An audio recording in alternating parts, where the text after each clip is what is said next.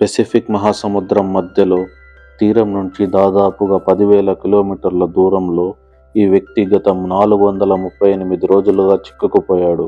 ఉప్పెనలా వస్తున్న కష్టాలను ఎదురుస్తూ చావుతో పోరాడుతున్న అతను ఇక్కడికి ఎలా వచ్చాడు అండ్ ఇక్కడి నుంచి తప్పించుకున్నాడా లేదా తెలుసుకుందాం రండి. పెసిఫిక్ మహాసముద్రం మనం ఊహించిన దానికంటే ఎంతో పెద్దది.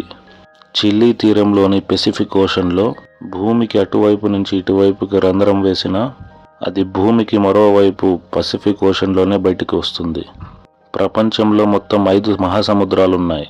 ఈ 5 మహాసముద్రాలలో పసిఫిక్ మహాసముద్రం అత్యంత పెద్దది. ఇది మొత్తం 165 మిలియన్ల చదరపు కిలోమీటర్ల దూరంలో విస్తరించి ఉంది.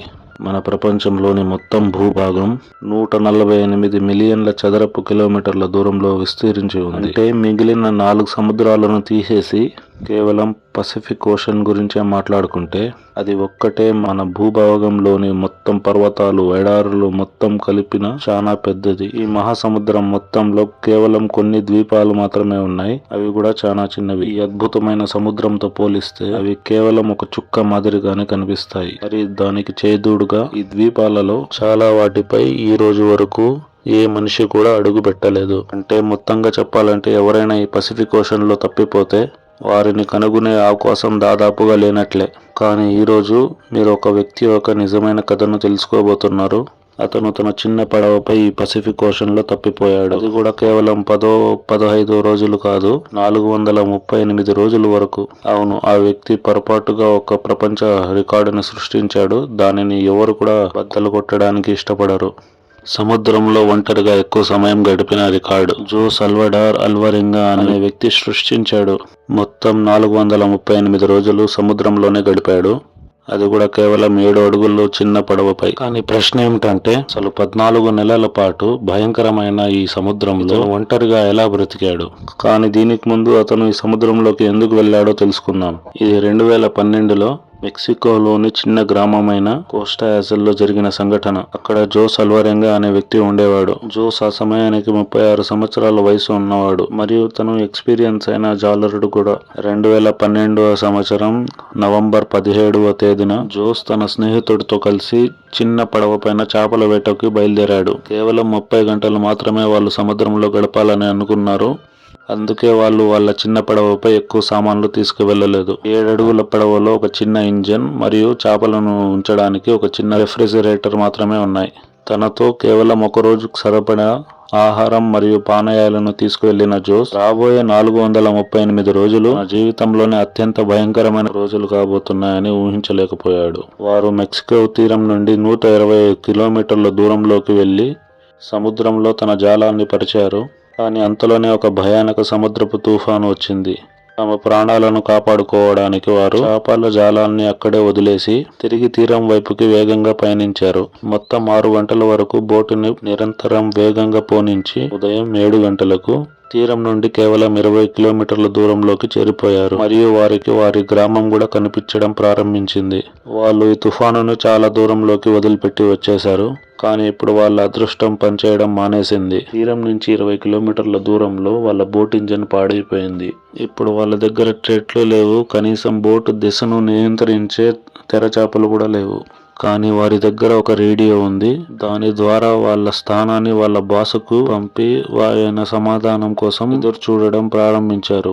కానీ ఆ తర్వాత జరిగింది ప్రతి జాలర్లను భయపడించే భయంకరమైన కళ. అవును, వాళ్ళ బాస్ సమాధానం కోసం ఎదురు చూస్తున్నప్పుడు వాళ్ళ రేడియో బ్యాటరీ కూడా అయిపోయింది. ఇప్పుడు ఈ 2 జాలర్లకు బాకీ ప్రపంచంతో ఎలాంటి సంబంధం లేకుండా అయిపోయింది. హఠాత్తుగా ఒక సంఘటన జరిగింది. అది వారిని తీరం నుంచి దూరాన్ని చేయడం ప్రారంభించింది. ఈదుడుగాలులు వాళ్ళని తిరిగి సముద్రంలోకి నెట్టడం ప్రారంభించాయి. వాళ్ళు క్రమంగా వాళ్ళ తీరాన్ని కోల్పోతూ వచ్చారు. వాళ్ళ బాస్ ఒక సహాయక బృందాన్ని ఏర్పాటు చేసి వాళ్ళను సముద్రంలో వెతికించడం కూడా ప్రారంభించారు. కానీ అప్పటికే చాలా ఆలస్యమైపోయింది. రోజులు గడుస్తూ ఉండే కొద్దీ జోస్ మరియు అతని సహకురుడు వాళ్ళు బతికే అవకాశం చాలా తక్కువ అని భావించారు. ఈ ప్రమాదం జరిగి ఇప్పటికే 5 రోజులవుతుంది.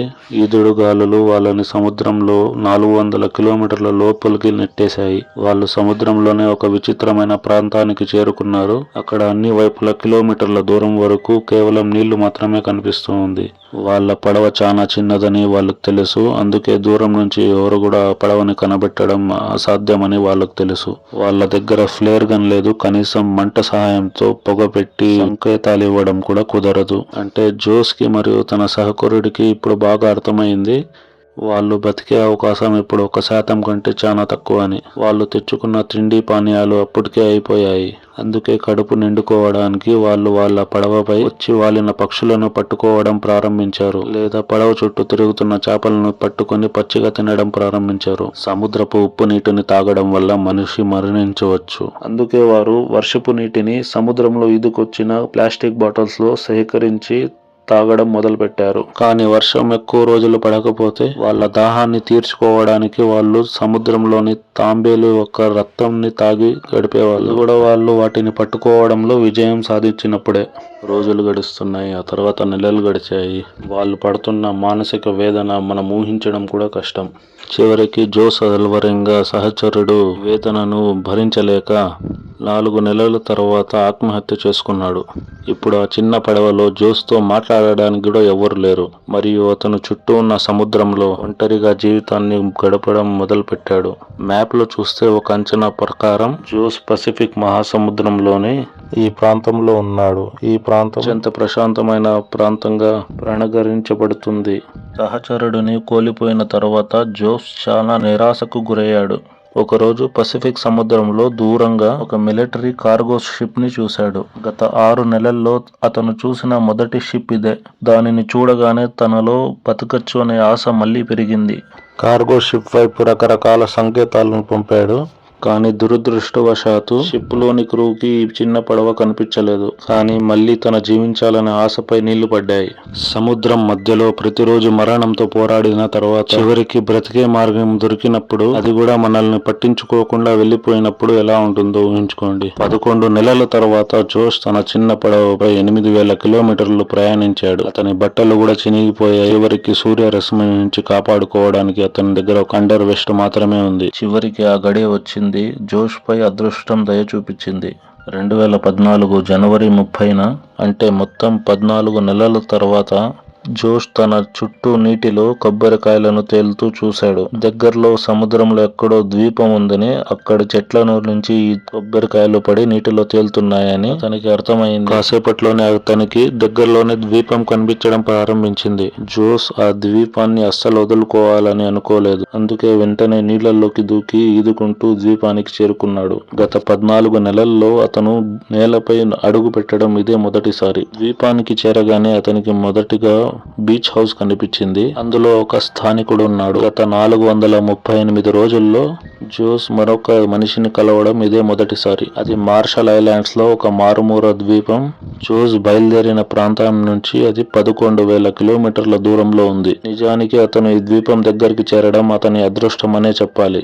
లేకుంటే తన తదుపరి ఆగాకం ఫిలిప్పీన్స్ లో ఉండేది. అది ఆ ద్వీపానికి ఇంకా 5,000 కిలోమీటర్ల దూరంలో ఉంది. అక్కడి నుంచి జోస్ మళ్ళీ ఇంటికి పంపించబడ్డాడు. కానీ అక్కడ ఇంకొక సమస్య మొదలైంది. అవును, అతను ఇంటికి చేరుకున్నాక 438 గంటల పుస్తకాన్ని రచనించారు. కానీ అతనిపై అతని సహచరుడిని చంపిన నిందపై కేసు నమోదైంది. సో ఈ విధంగా అతను పసిఫిక్ మహాసముద్రం నుంచి 438 రోజుల తర్వాత తప్పించుకున్నాడు. సో ఈ ఎక్స్ప్లెనేషన్ మీకు నచ్చింది అనుకుంటున్నాను, అండ్ ఈ స్టోరీ కూడా మీకు నచ్చింది అనుకుంటున్నాను. అండ్ ఈ వీడియో మీకు నచ్చినట్లయితే వీడియోని లైక్ చేసుకోండి అండ్ ఛానల్ని సబ్స్క్రైబ్ చేసుకోండి. And thank you so much for watching. Piece.